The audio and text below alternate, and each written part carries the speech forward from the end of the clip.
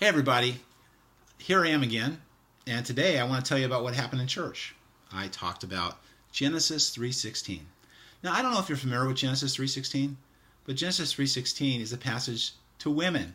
Now, I don't really have much of a, ability to talk on this since I'm not a woman. I'm a man.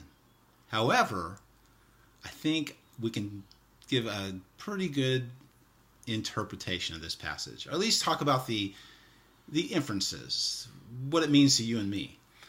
This passage is one of the most abused passages in all of Scripture. It says, I'm going to read it to you here. I have to look down for just a second.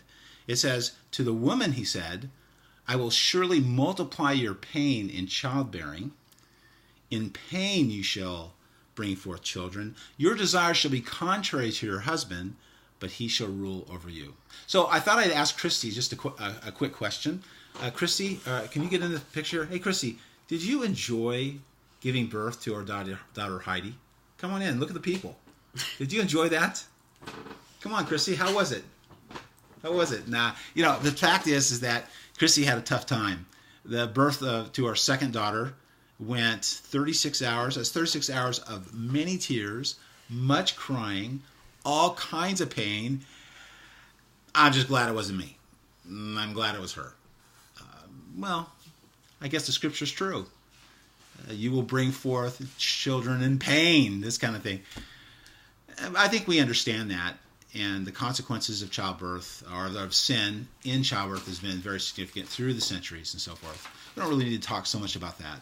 But it's the second part of this verse that is very interesting to me, and actually I think will be or should be interesting to you and me. The reason is because the passage talks about the man and the woman. Essentially, your desire shall be for your husband, or shall be contrary to your husband, but he shall rule over you. In other words, though men and women want to be together, they want to have a good relationship together, there's something written in this whole thing where they just don't get along. They don't get to know each other the way they're supposed to know each other. And no matter how much they try, it's just not going to happen. Your desire shall be contrary to your husband. So your husband's desire is one way, your desire as a woman is to go another way. Nevertheless, he shall rule over you. The real problem here is that people have taken this passage and said, you know what? That's the way marriage is supposed to be. I got to tell you, that's not the way marriage is supposed to be. Remember, context is everything. And it's the fall here that we're talking about. This is a description of the relationship between a man and a woman right after the fall.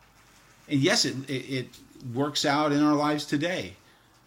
But that's not God's intention as Christians.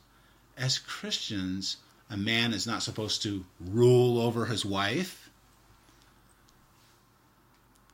A man is actually supposed to be submissive in the same way that a woman is submissive. Now, I know there's some difficult things that Paul said, and I don't have time to talk about those.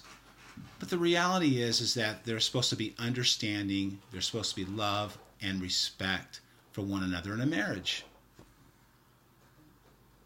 Husbands, don't rule it over your wives. And wives, don't manipulate your husbands. Just give respect and give love. And in Jesus, the good news is that in Jesus, the relationship actually can be healthy. And that's really what the message was about today. There's a lot more details. You can look at the sermon that's coming out on video in a day or two. I think you'll enjoy it. I hope you will. It does talk a lot about pain. I think it's going to be a message that can help a lot of people. Just remember, love and respect in a marriage is crucial. And guess what? It is the Christian way to live. So I hope this is just kind of a flavor of things. I hope you're having a great day today. I know the weather's great in Kalama. So God blessings on you.